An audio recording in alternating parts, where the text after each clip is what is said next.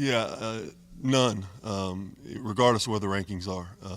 My Northern Kentucky teams were never picked first. The entire time we were there, we won 3 straight championships. So the preseason rankings are just prognostications and makes for good articles to write and people to talk about on radio and things like that, but that's all it is. So it's not something we even talked about. I didn't even talk about it to the team yet or the 2 guys that were with me up in Philadelphia. And there's no way for me to know because I haven't coached in the league yet. So I don't know why I even fill a ballot out because I don't know how to predict a league that I haven't coached in. So but they make us fill one out. When you look around the media day, what do you think of the coaches in this league and what you're up against? Oh, yeah. I mean, some of the best in the country. I mean, guys that I've known over the years, but I told somebody the other day that I think the challenge of this league is in the coaching and in the environments you walk into, and those are things that we'll have to prepare for, and hopefully the other teams will have to do the same.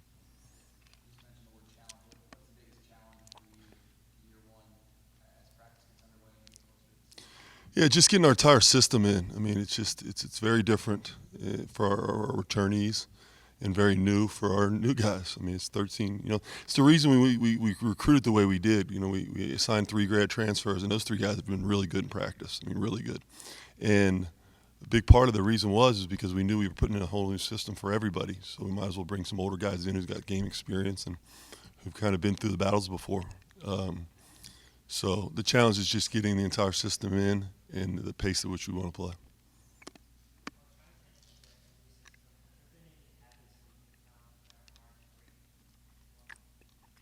For me or them? I was kidding. Yeah, great habits. I mean, tough team, physical. And we're only dealing with a few guys. Really only 4 or 5 guys have played minutes. They're returning, and some of those guys are injured. So you're only dealing with maybe 3 or 4 guys. Play hard, compete. Sprint the floor, and that's new a little bit. Trying to get them to sprint every cut and really get up and down the court and do that for the entire practice. That's probably been a habit that we've tried to work on. Has not having Jaron been somewhat of a, I don't want to say a godsend, but you can maybe focus and look at some other guys more intently? Yeah, I'd like to have my whole team out there just so I can start to evaluate where to put people. I mean, I may mention this before. Our system is our system defensively, but offensively things evolve based on your personnel and based on where you put guys. So I'd like to get more of an evaluation of where to put guys. So I'd really like to have everybody out there. Does your experience as a player, you transferred, you had a coaching change when you were a player. Does that help your perspective at all as you try to bring this roster together? Yeah, it's a good question. I take the perspective of the things that I didn't like when I was a player that coach did, right? So I take that more perspective. Like, I hate it when coaches mess with you, like said you missed the line when you really hit the line, or said you missed the time when you really made the time. Like, we don't do any of that stuff. Like, I don't want to mess with guys. I want to be upfront with them, telling the truth and things like that. And so I'm more along the lines of that than I am, sitting out a year and talking. We really don't have anybody sitting out now, which is what I did. And as far as guys, transferring with different coaches, that really hadn't really come up. Did you have a good read on Chris that he wouldn't have to sit out that year? Did I have a good read on it? I didn't know. I mean, I was hopeful, and our people here did an unbelievable job in terms of putting things in motion, and they do a great job with waivers. And I go back to Northern Kentucky, and Ken Butoff treated this situation in a first-class manner, and they were extremely helpful in it as well. So it was 2 universities working hand in hand for a young man that needed this. So. You mentioned the benefit of some of those grad transfer older players and the things they've been through. Is Chris McNeil like the biggest example of that because he's bounced around so many places? And what has he been able to bring to the team from being at some of the different stuff? Well, what Chris has brought is a toughness level. And listen, toughness is physical and mental, and he's brought a mental toughness level. And the guy works out. He was in here before you guys got here. He was in here this morning. Works out 3 times a day. I made him a comment. He never misses standard in conditioning. He never misses a practice. He never misses a rep. He wins every sprint. I mean, his commitment level to his body and to his overall just aura of toughness is, I don't know if you get that by bouncing around or not, but if you do, I'll take it because it's pretty impressive. Does it feel like maybe he feels like he's got something to prove because of all the stops that he's had, and this is his final shot? Probably have to ask him that. Should. John, have you gotten used to yet being the head coach at UC, or does that take getting into a season, Yeah. getting a fifth or getting around games before you really start to feel like this is yours? Yeah, I think so. I think it takes time. It took time for me in my last stop, and it certainly will take time here for that. What was it, 6 months yesterday or today that I've been on the job, and it takes some time for that. I mean, there's still a lot of firsts that have to happen. We still haven't laced them up in the game. Still haven't had a scrimmage. There's a lot of things, road games, so a lot of those firsts still haven't happened yet. So I think there's time for that, and I'll probably have a better feel for that as time goes on. But that's a legitimate question, probably not quite there yet. Is the buzz of something like Midnight Madness and just season tickets selling out again, does that get you excited for that though? Yeah, what gets me excited is when we get better in practice every day. That's what really gets me excited. But the buzz, selling out season tickets, the mini packages are selling, the buzz around Midnight Madness. I expected that because it's UC basketball. So that gets me excited. That gets the guys excited. I get more anxious because the guys want the games to come, and I want practices to get better. So that's kind of along the lines where I'm at, and we're working hard every day to do that. If you had your druthers, how much could you practice without the NCAA overhang? Say again? If you had your druthers, how much would you guys practice a day without the NCAA being involved? I think it's perfect the way it is for part of the season. Hypothetically, let's say your team was to have a scrimmage at some point in time in the near future. What would be the benefits of maybe having said scrimmage against somebody you coached with, or you could bounce ideas back and forth off of?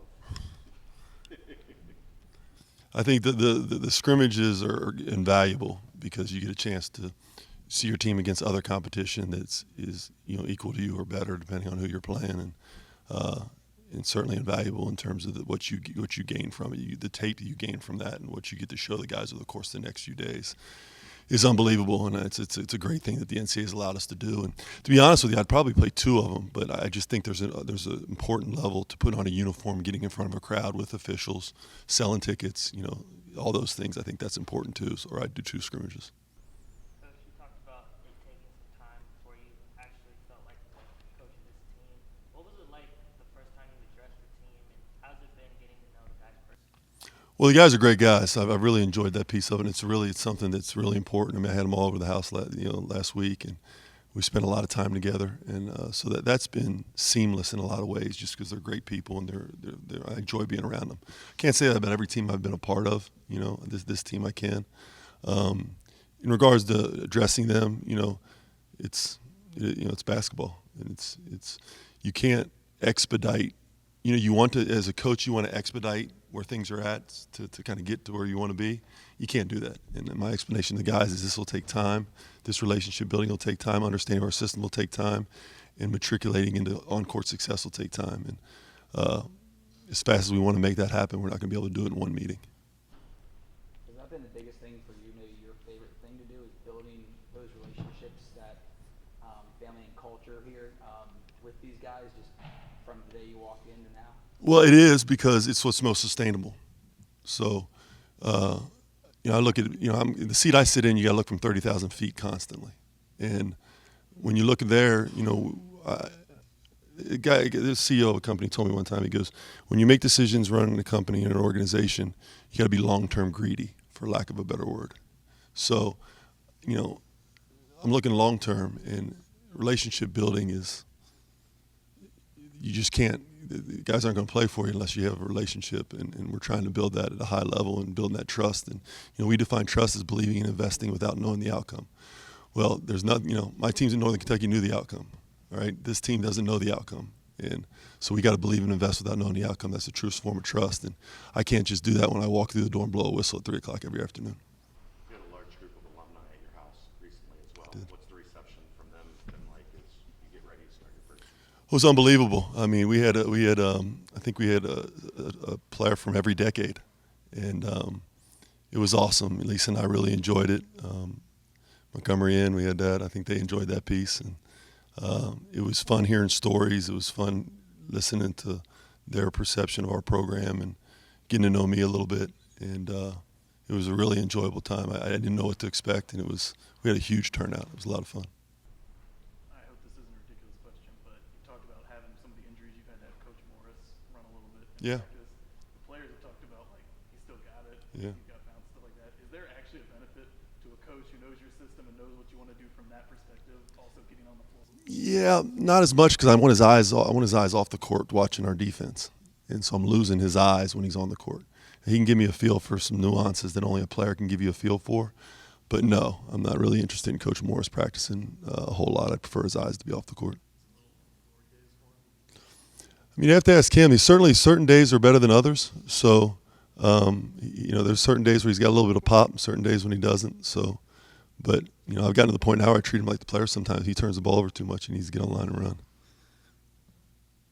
I think his wife likes it. He's in super shape. I mean, he's looks great. Well, Jaron was being kind. I don't know. He must have watched old video. That would have been the only way he'd have been found out. Do you have a timetable with him? Any update on that? Or is it the same from midnight now? He's practicing now. He's just in limited right now a little bit in terms of time. So we got him on a time limit, but he's out competing. He looks noticeably different in his body composition. Obviously, that's part of the system you're putting in, part of the philosophy you have of guys running up and down. But what do you want him? You probably look back at some of his games from the past year. What do you want him to expand in? Well, you know what? He looking at his numbers, he was extremely efficient last year in a lot of different areas. I mean, his usage rate was really high, and his offensive efficiency was really high. And normally, when you have a high usage rate, your offensive efficiency isn't. The lower your usage rate, the higher your efficiency goes. It's common advanced metric numbers, I should say. I want him to continue to get in great shape because I think if he's in elite shape, then there's nothing on the court he won't be able to do, from defending to getting out transition to making shots. He shoots the three ball so well. I'd like him to shoot even more of those, get to the line more. Those are all things that will be built as he continues to get in the shape he needs to be in. You talked about pace yesterday. What type of pace do you want? Can you elaborate on what pace you want? Yeah, so offensively, we want to push the ball in transition as quick as possible, not necessarily take a quick shot within the first 7 seconds, but take the first available good shot. And defensively, we want to force you. If you want to play up tempo, that's great. If not, we want to try to force late shot clock by utilizing our press and utilizing some different forms of pressure in the half court along with the gap defense. So I think the comment I made was elite teams push the pace offensively and control the tempo defensively. And if you go back and look at the teams that have really advanced in the NCAA tournament, that's where they're at from a pace perspective. So if you were to ask our guys a question, they're going to answer pace. If you say, what's the weather like outside? Pace.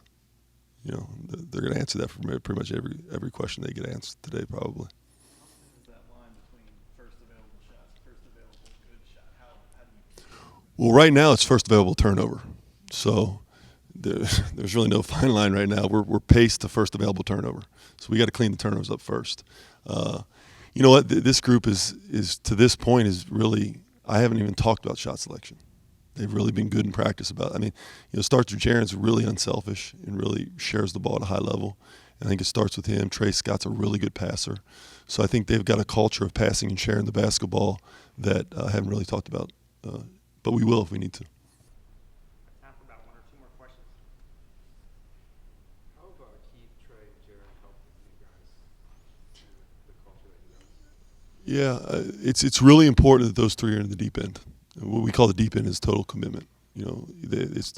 Those guys show each and every day that they're in the deep end and they're totally committed to what we're doing, then we'll have an opportunity for success.